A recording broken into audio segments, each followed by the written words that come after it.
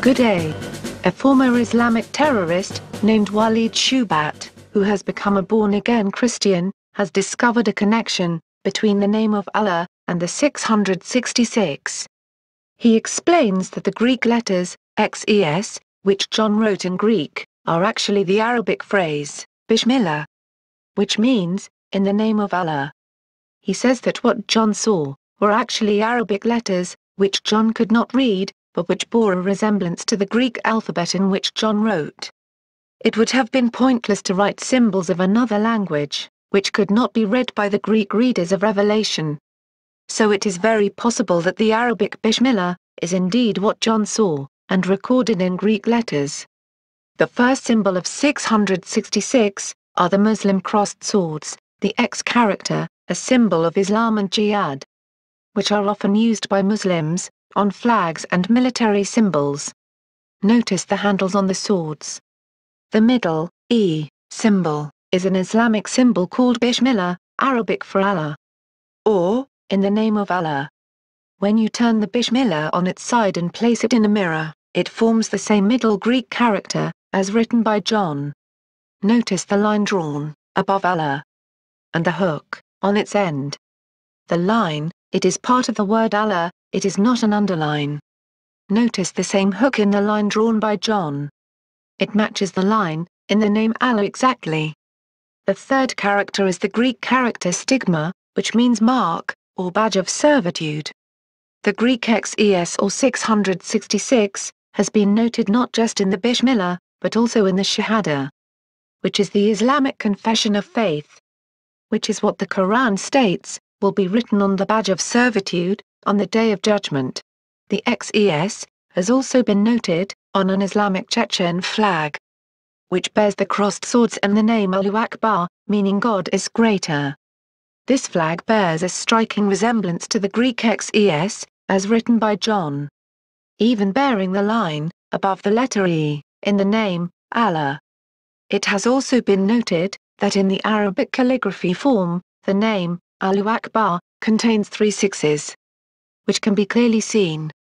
During Salah, Muslim prayers, the name, Allahu Akbar, is repeated constantly and is recited, exactly 111 times per day, for 6 days, which equals 666.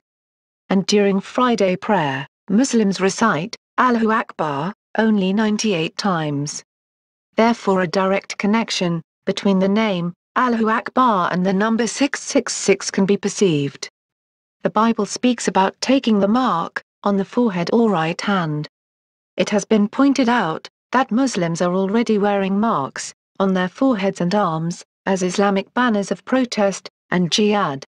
So Muslims have already been conditioned to take the mark, as a symbol of their belief. The Greek word charagma, used for mark, means a stamp, an imprinted mark. So a follower of the Antichrist, will have a stamp on their body, or on some form of badge, to be placed on the forehead or arm. In John's time, the use for charagma was reserved for slaves and what was called, a badge of servitude. So, it's a badge, that declares slavery, and ownership by the master. And his followers, use it to demonstrate allegiance to this master. This would fit Islam, since according to Islamic theology, Muslims are slaves of Allah, and Islam is the religion of submission. Take a look at the many different Islamic headbands, which have been created, for a Muslim to wear, as a sign of their faith. There is a very interesting headband, which actually has the XES written on it, with crossed swords. They call it, the Shahid headband.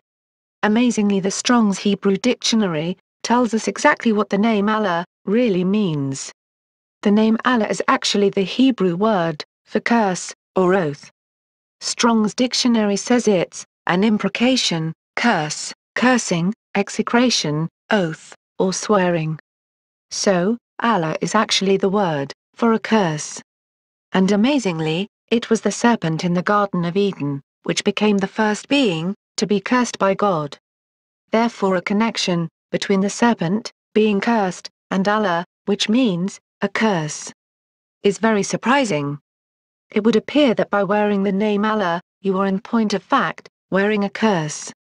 which would explain why the name Allah is in the shape of the cursed serpent. In the Bible, Revelation 12:9 describes Satan as the great dragon, that old serpent, called the devil, and Satan. Then the book of Revelation goes on to speak about the great dragon Satan, giving his throne to the Antichrist, and a group of people worshipping the dragon, which has given them this Antichrist king. Revelation 13:4. And they worshipped the dragon which gave power unto the beast, and they worshipped the beast, saying, Who is like unto the beast? Who is able to make war with him? What people would knowingly worship the dragon Satan? The answer is none. These people have no idea they are actually worshipping Satan. But they are shouting his praises in the streets, because the dragon has given them a king. What type of people would actually stand in the street, praising their God for giving them an empire and strong king, that no one dare make war against? How do Muslims praise their God? By shouting Allahu Akbar. This is how they worship the dragon Satan. By shouting Allah is great. The Bible doesn't just call Satan the dragon but, the great dragon. The great is actually part of the name of Allah. But in the Bible the great is part of the name for the dragon. Even the whore of Babylon who rides the beast, has a name written on her head. Mystery Babylon, the Great. A city that thinks she is great. The word for great is Akbar, and is indeed a boast, which only the Muslims cry out. The other meaning of the Hebrew word Allah, or curse, is an oath. A binding oath. As we'll discover later, a binding oath is exactly what Allah requires from his followers. In the Garden of Eden, while speaking to the serpent, God gave us a very profound prophecy concerning the end days. Genesis 3:15 says, I will make you and the woman hate each other. Her offspring and yours will always be enemies. Her offspring will crush your head, and you will bite her offspring's heel. God spoke of hatred between the serpent Satan and the woman Israel. Then he speaks about two seeds. The seed of the woman, and the seed of the serpent. The seed of the woman, whose heel was bitten by the serpent, was the promised Messiah, Jesus Christ, which was crucified having nails driven through his feet, which left him with 2 puncture marks, as if he had been bitten by a serpent. But who is the seed of the serpent? I believe it is speaking about the promised son of the serpent, a false Messiah. To find out who these two opposing races are, we don't have to look very far. We know that the woman is Israel, which gave birth to the Messiah. We only need now look for the race of people, which according to this verse hates Israel, like the serpent does. This race is none other than the Muslims. But wait, God is describing that a seed will come from the serpents. This seed of the serpent is describing the Antichrist, which will come from the people, which Satan has chosen, because of their hatred for Israel. Just like Jesus was the promised seed of the woman, Israel. So Islam is also waiting for Allah to send them a promised Messiah. Called the Imam Mahdi, Islam's 12th Imam. This Mahdi is the seed of the serpent, Allah. And this Mahdi will become the Caliph and King of Islam, uniting all the divided Islamic lands, which were given a deadly head wound when the Caliph of the Ottoman Empire was dissolved, causing their empire to break up. This Caliph will unite the Islamic lands, which the Bible describes as the head wound being healed, when the dragon gives him his power and seat, and great authority. And all the Islamic world will wander after the beast. He will also be the one to wage war against Jesus Christ in the Battle of Armageddon.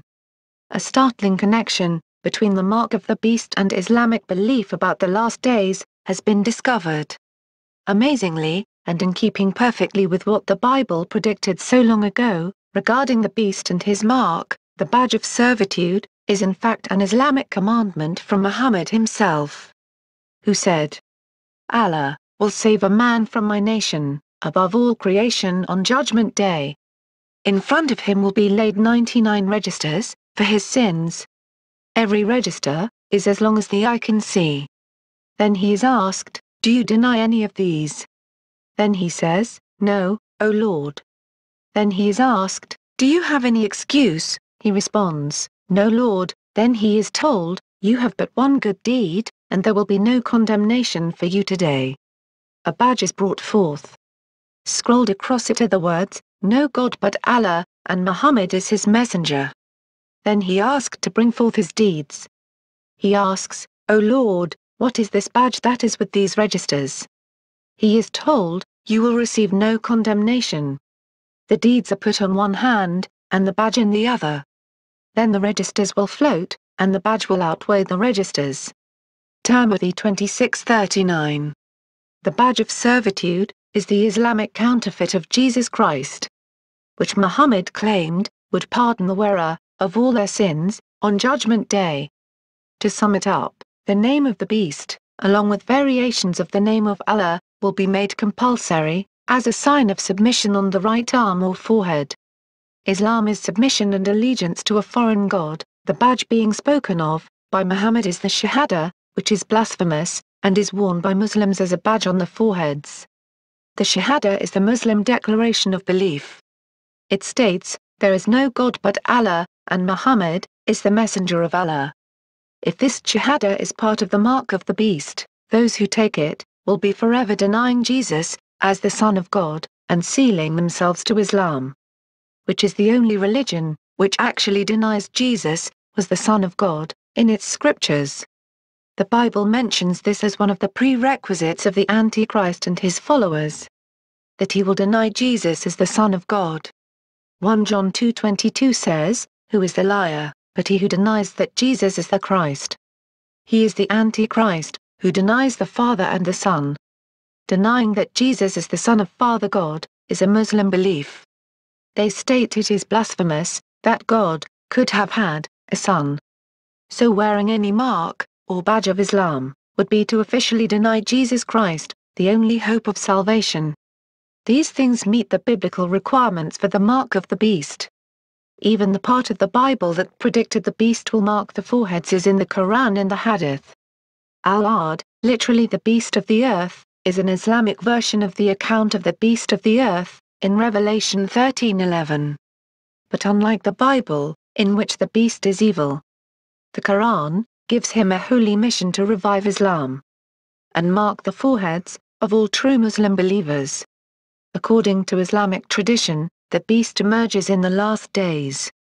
The Quran states, "And when the word is fulfilled concerning them, we shall bring forth a beast of the earth to speak unto them." Because mankind had not faith in our revelations, Quran 27:82. The Prophet of Islam declared, "The first signs that will come is the rising of the sun, from the place of his setting, and emergence of the beast, upon the people. Whichever of these two occurs before the other, then the other is right behind it." Why do Muslims mark their foreheads with badges of submission to Allah? It comes from their belief that the end days are near. Their Quran states, "The task of the beast will be to distinguish the believers from the non-believers." With Prophet Moses' staff, the beast will draw a line on the forehead of every Muslim believer, whereby his face will become bright and luminous, and with a ring of Solomon. It will seal the nose of every non-believer, whereby his whole face will become black. Thus there will be complete distinction between the Muslim and non-Muslim, so that if many parties sit at a dinner table, the Muslim and non-Muslim will be distinguished.